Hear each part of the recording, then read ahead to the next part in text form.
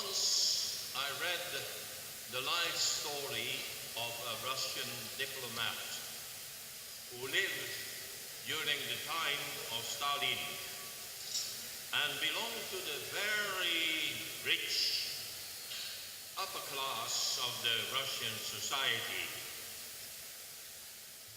He and his wife never had to walk or take a bus. They always went by car.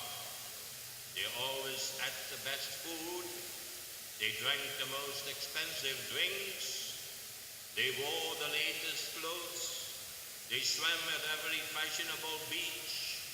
They went sailing and played tennis, etc. In short, they lived the carefree life of the very, very rich. And initially, they were happy. However, in the 6th year of his marriage, our diplomat all of a sudden began to experience an unexplainable sense of emptiness. The feeling alarmed him, and initially he tried to fight it off, but no matter what he did, it kept clinging to him as an incurable disease. His wife kept pressing him to enjoy the things of life, but even his wife became like a stranger to him. Now, one day it so happened that he read through some letters which his mother had left him when she died. Previously, his mother had meant very little to him. He had considered her way of thinking as something old-fashioned that belonged to the past. But as he read through her letters, a strange thing happened. He heard her speak about compassion and truth, about goodness and wisdom, and about God. And all of a sudden, her values and her whole way of looking at things began to make sense to him. So much so that he began to feel a deep aversion for the whole pompous, silly, materialistic world of Stalin, and that he completely revised his own way of thinking in the spirit of his mother. Eventually, this new way of thinking got him into deep trouble.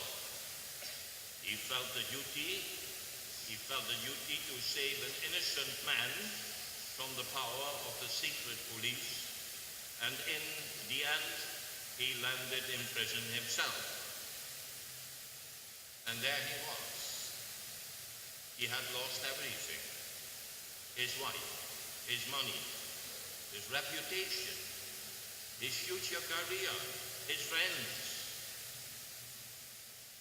But his heart was at peace, because he knew that he had preserved in himself the greatest treasure of all: true wisdom, a clear conscience, his soul, all that makes up the final dignity of man.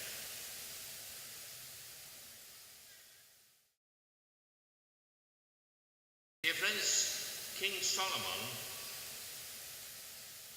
the young King Solomon, the beginner, the one we have read about in today's reading, must have been a similar kind of person, at least when he was young. Like the Russian diplomat, he was a man of deep spiritual wisdom,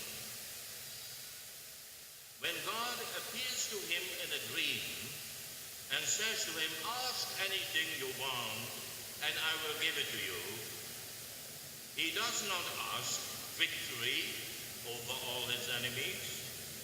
He does not ask for money. He does not ask for a long life and for material prosperity and for fame. He simply asks, give me a wise and understanding heart so that I may be able to discern between good and evil and may govern your people in the way I should. And God, says the Bible, was pleased with Solomon because this is the way of thinking he wants us to have. This is not to say that for God, long life or riches or winning the victory or material prosperity are bad things by themselves and not at all important. They may be a blessing if we use them well, but they are of secondary importance. And if a man lacks wisdom and the right kind of discernment to use them properly, they will turn into a curse and they will destroy him. Ask anything you want, God said to Solomon, and I will give it to you. It is not very likely, of course, that God also will appear to us in a dream and that he will ever ask us a similar question. But let us suppose for a moment he would. What would be your answer? Would it be something similar to what Solomon said?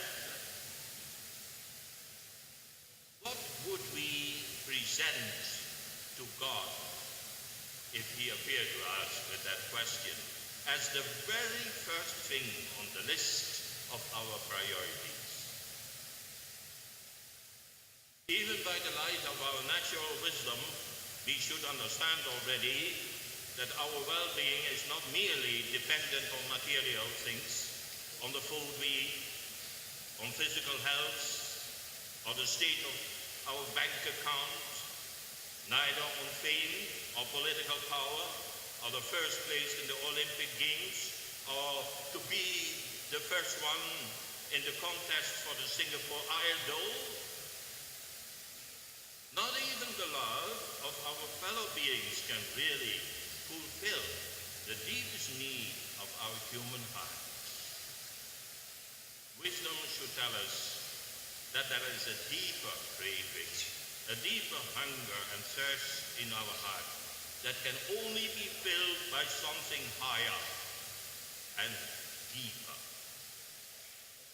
There is a beautiful story about Thomas Aquinas, a very famous Catholic philosopher who lived in the Middle Ages of our church. One day, Thomas was kneeling and praying before the altar. He thought that he was alone in the church, but his friend Reginald was watching him from behind.